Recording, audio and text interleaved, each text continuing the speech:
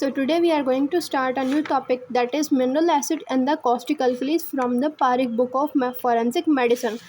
तो mineral acids हमारे पास कौन से होते हैं? 3 टाइप के मिनरल एसिड्स होते हैं। एक तो हाइड्रोक्लोरिक एसिड होता है, दूसरा सल्फ्यूरिक एसिड एंड तीसरा nitric acid. Sulphuric acid, hydrochloric acid and then nitric acid, 3 acids होते हैं जो मिनरल एसिड्स होते हैं। और कॉस्टिक अल्कलीज हमारे पास कौन सी है? कॉस्टिक अल्कलीज में caustic soda and caustic potash जो पहला, और दूसरा होता है अमोनियम हाइड्रोक्साइड। कौन सा? Caustic soda and caustic potash and ammonium hydroxide, ये क्या है? कॉस्टिक अल्कलीज है। अब इनके एक्शंस पढ़ते हैं। तो इनके एक्शंस कैसे होते हैं? एक तो होता है लोकल एक्शन। लोकल एक्शन जैसे कि जहाँ पे अप्लाई हुआ, जैसे कि स्किन पे, फेस पे, तो वहीं पे जाके अपना एक्शन शो करेगा। जैसे कि सल्फ्यूरिक एसिड अगर फेस पे किसी ने थ्रो कर दिया तो वहीं पे एक्शन होगा और कहीं पे एक्शन नहीं होगा। तो एक्शन का जो होता है लोकल एक्शन, वो कैसा होता है? इरिटेशन कॉज करवाते हैं वहाँ पर जहाँ पे लगता है। तो इरिटेशन कहाँ कहाँ पे करवाते हैं? ज़्यादातर ये जीआईटी में और रेस्पिरेटरी सिस्टम में एज अ इरिटेंट वर्क करते हैं। कैसे इरिटेंट वर्क करते हैं? कहाँ पे? एक तो जीआईटी में, दूसरा रेस्पिरेटरी सिस्टम में, और दूसरा होता है सिस्टमिक एक्शन। तो इनका सिस्टमिक एक्शन वैसे नहीं होता, कोई भी इनका सिस्टमिक एक्शन नहीं होता। सिर्फ एक होता है जो सिस्टमिक एक्शन होता है, वो है शॉक। सिर्फ ये शॉक करवाते हैं और कोई इनका सिस्टमिक एक्शन नहीं होता। अब दूसरा होता है इनके जर्नल एक्शन। तो जर्नल एक्शन में इनके कौन से जर्नल एक्शन आते हैं? तो जर्नल एक्शन आते हैं extravasation of water from the tissues. मतलब जो टिश्यूज़ में वाटर होता है, तो ये एसिड जब अप्लाई होगा तो वो टिश्यूज़ से वाटर सारा निकलवा देगा, एक्सुडेशन करवा देगा। तो वो, और दूसरा होता है कोगुलेशन ऑफ प्रोटीन। मतलब सेल में जो भी प्रोटीन है या स्ट्रक्चर में जो भी प्रोटीन है, जैसे कि स्किन एक प्रोटीनियस कवरिंग है ना, तो वो उनकी क्या हो जाती है? कोगुलेशन हो जाएगी। तो एसिड जब थ्रो करते हैं किसी भी पर्सन पे, आपने देखा होगा उनका फेस सारा मेल्ट हो जाता है। क्यों मेल्ट होता है? क्योंकि इनकी प्रोटीन की पूरी कोगुलेशन हो गई है, और दूसरा वाटर की भी एक्स्ट्रावाइजेशन हो गई है टिश्यूज़ से। और दूसरा जो हेमोग्लोबिन होता है ब्लड में, वो क्या हो जाता है? वो हेमाटिन में कन्वर्ट हो जाता है। क्या हो जाता है? हेमाटिन में कन्वर्ट हो जाता है। तो 3 ये एक्शंस हैं इनके, कॉस्टिक अल्कलीज और मिनरल एसिड, दोनों के हैं ये action. Extravasation of water from the tissues, coagulation of protein, और हेमोग्लोबिन हेमाटिन में कन्वर्ट हो गया। अब हम पढ़ते हैं इनके साइंस एंड सिम्टम्स। तो साइंस एंड सिम्टम्स 4 जगह पे होते हैं इनके। एक तो रेस्पिरेटरी सिस्टम में, दूसरा स्किन पे, मोस्टली फेस पे, और दूसरा एलिमेंट्री सिस्टम में, and then mouth and throat पे। तो रेस्पिरेटरी सिस्टम पहले पढ़ते हैं। तो रेस्पिरेटरी सिस्टम में क्या होता है? पहले तो क्या होता है?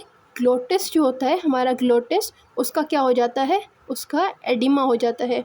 ग्लोटिस का एडिमा होगा तो फिर क्या होगा? कि डिस्निया होगा, ब्रीदिंग में प्रॉब्लम होगा, डिस्निया होगा।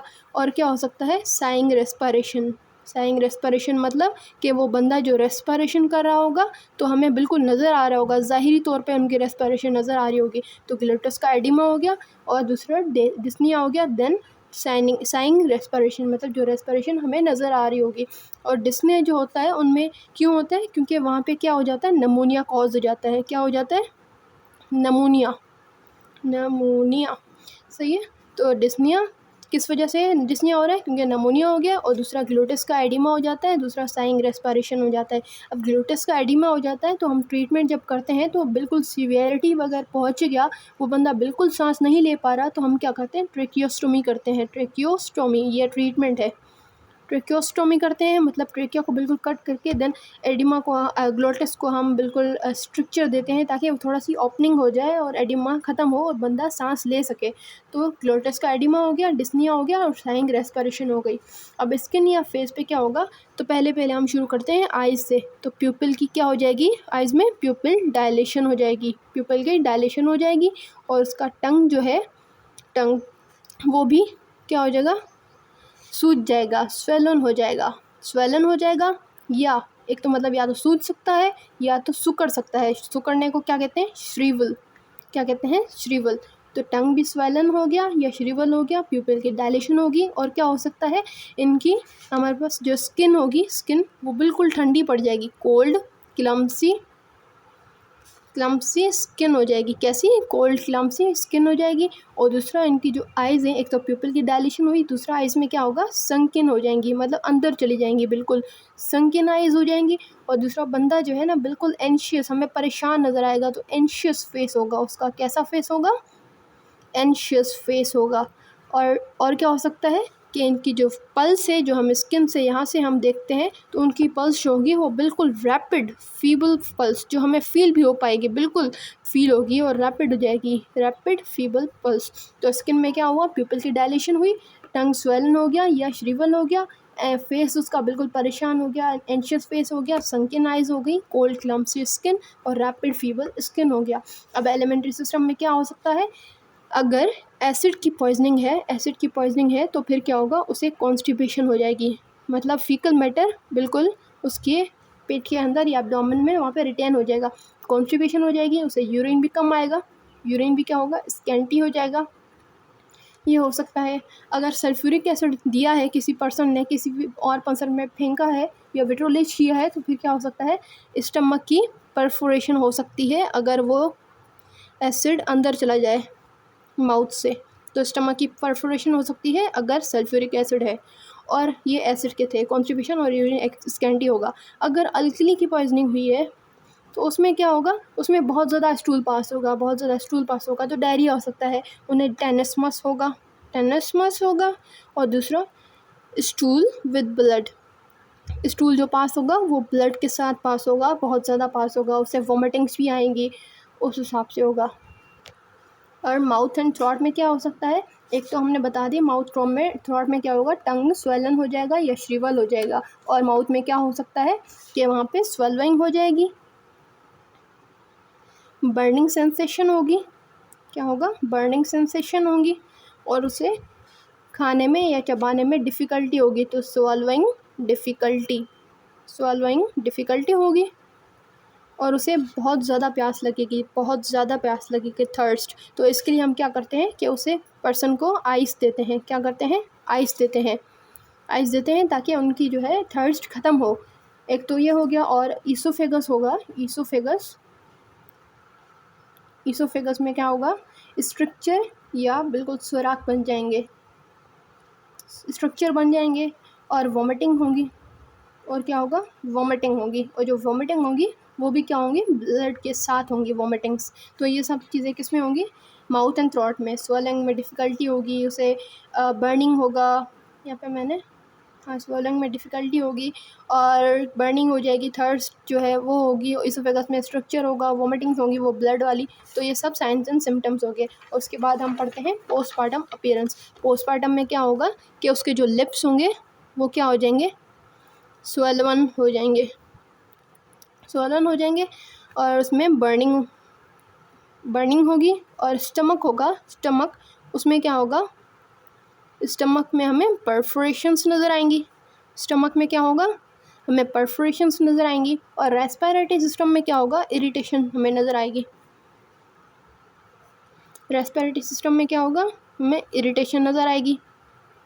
एक और चीज़ यहाँ पे होती है ट्रिकल मार्क्स पता है क्या होता है आपको, किसी को पता है, ट्रिकल मार्क्स मतलब कि जो एसिड होता है, किसी भी बंदे ने फेंका, किसी और पर एसिड अटैक किया, तो वहाँ माउथ पे लगेगा, माउथ से गिरेगा, देन चीक्स पे लगेगा, नेक पे लगेगा, ये सब वो उसके लिप्स होंगे।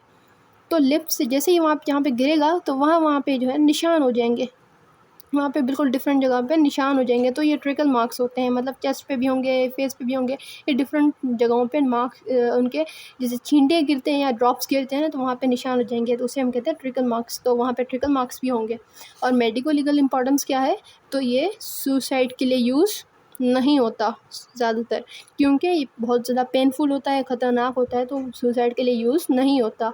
ये किस लिए यूज़ होता है, होमिसाइडल पर्पज़ के लिए यूज़ होता है, होमिसाइडल, क्योंकि बहुत ज़्यादा पेनफुल होता है। तो जिनको जेलसी होती है वो चाहते हैं कि उन पर्सन को बहुत ज़्यादा पेन हो, तो वो होमिसाइडल के लिए यूज़ होता है। और दूसरा विट्रोलेज मतलब एसिड अटैक, जब एसिड अटैक होता है तो उसे हम विट्रोलेज कहते हैं। उनका मतलब क्या होता है, जेलसी की वजह से या किसी मतलब की वजह से, किसी जायदाद की वजह से वो विट्रोलेज करते हैं, एसिड फेंक देते हैं ताकि उनकी लाइफ सारी ख़राब हो जाए, तो विट्रोलेज के लिए पनिशमेंट भी होती है बहुत ज़्यादा। और जिससे हम पढ़ते हैं सल्फ्यूरिक एसिड होगा तो उनमें जो बंदे की डिस्कलरेशन होगी स्किन की, वो किस कलर की होगी, ब्राउन और ब्लैक कलर की डिस्कलरेशन होगी। अगर नाइट्रिक एसिड होगा तो येलोइश कलर की डिस्कलरेशन होगी, क्या होगा, डिस्कलरेशन।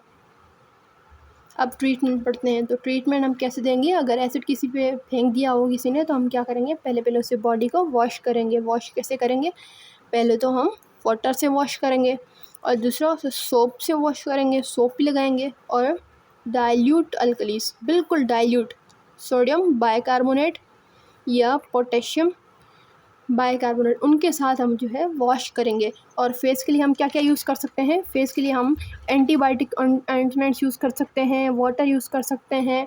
और क्या क्या यूज़ कर सकते हैं, वाटर यूज़ करेंगे, पूरा वॉश करवाएंगे फेस को। देन हम डाइल्यूट सोडियम बाइकार्बोनेट या पोटेशियम बाइकार्बोनेट, सोडियम बाइकार्बोनेट या पोटेशियम बाइकार्बोनेट, ये हम देंगे डाइल्यूट बिल्कुल। और दूसरा मैग्नीशियम ऑक्साइड की जेल अप्लाई करेंगे। क्या करेंगे, मैग्नीशियम ऑक्साइड की जेल अप्लाई करेंगे। And then antibiotic ointment use करेंगे। तो ये फेस के लिए था। अब आइज़ के लिए हम क्या यूज़ करेंगे, वही चीज़, वाटर यूज़ करेंगे और दूसरा 1% सोडियम बाइकार्बोनेट यूज़ करेंगे, सोडियम बाइकार्बोनेट। और दूसरा हम ऑलिव ऑयल यूज़ करेंगे। क्या करेंगे, ऑलिव ऑयल यूज़ करेंगे। और then antibiotic ointment same use करेंगे। मतलब ट्रीटमेंट काफ़ी सेम है पर कुछ एडिशनल चीज़ें हैं। एंटीबायोटिक ऑइंटमेंट और स्टीरोल। तो ये फेस के लिए क्या था, वाटर था। आइज़ के लिए भी वाटर, डाइल्यूट सोडियम बाइकार्बोनेट, तो इसमें 1% सोडियम बाइकार्बोनेट 1%। और मैग्नीशियम ऑक्साइड की जेल यूज़ करेंगे फेस के लिए, एंटीबायोटिक ऑइंटमेंट यूज़ करेंगे और आइज़ के लिए olive oil, antibiotic ointment and sterol. और मॉर्फिन देंगे। मॉर्फिन किस लिए देंगे, ताकि उसका पेन जो है वो रिलीव हो, क्योंकि उसे एक्सट्रीम पेन हो रहा होगा, तो पेन से बचाने के लिए हम मॉर्फिन देंगे। और हम आईवी फ्लूइड देंगे। आईवी फ्लूइड इसलिए देंगे कि मैंने पहले आपको एक्शंस में ही बताया कि क्या होता है, एक्स्ट्रावाइजेशन हो जाती है वाटर की टिश्यूज़ से, तो वाटर की कमी हो जाएगी। तो हम क्या करेंगे, आईवी फ्लूइड देंगे, ताकि हम जो फ्लूइड लॉस हुआ है उससे हम क्या कर सकें, कम्बाट कर सकें, to combat the fluid loss. और ट्रेकियोस्टॉमी करेंगे। ट्रेकियोस्टॉमी क्यों करेंगे, जैसे मैंने बताया ग्लोटिस का एडिमा हुआ था, इस वजह से हम क्या करेंगे, ट्रेकियोस्टॉमी करेंगे। और हम क्या देंगे, कॉर्टिकोस्टेरॉइड्स इसलिए देंगे क्योंकि शॉक हुआ है। सिस्टमिक एक्शन एक ही था, वो शॉक था ना, तो शॉक से बचाने के लिए हम कॉर्टिकोस्टेरॉइड देंगे, तो लाइफ सेविंग होती है ना कॉर्टिकोस्टेरॉइड्स। और दूसरा ये होता है कि जो ईसोफेजियल स्ट्रक्चर होता है, ईसोफेजियल स्ट्रक्चर, उसको भी हम बचाने के लिए हम कॉर्टिकोस्टेरॉइड्स देंगे। और क्या दे सकते हैं, अगर एसिड की पॉइजनिंग हुई है, तो वीक अल्कली या वाटर देंगे। जैसे कि हमारे पास क्या दे सकते हैं, हम एग एल्ब्यूमिन दे सकते हैं, मिल्क दे सकते हैं, तो स्लाइटली अल्कलाइन या वाटर देंगे।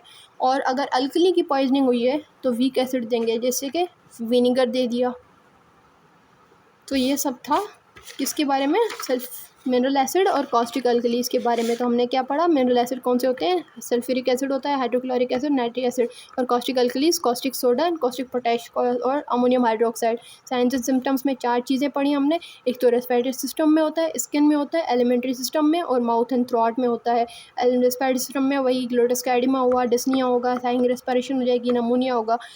और स्किन में क्या हो सकता है, फेस में पिंपल की डायलेशन होगी, टंग स्वेलन हो जाएगा या श्रीवल हो जाएगा, सुकड़ जाएगा, कोल्ड क्लम्सी स्किन हो जाएगी, संकिन आइज हो जाएंगी, फेस एंशियस हो जाएगा और पल्स भी हमें बिल्कुल फील हो रही होगी। और एलिमेंट्री सिस्टम में क्या हो सकता है, अगर एसिड की पॉइजनिंग है तो कॉन्स्टिपेशन होगी, यूरिन बिल्कुल स्कैंटी आएगा, स्टमक में भी परफोरेशन हो सकती है अगर सल्फ्यूरिक एसिड है। और अल्कली है तो फिर टेनिसमस फील होगा उसे, स्टूल आएगा, वो भी बहुत ज़्यादा ब्लड के साथ आएगा।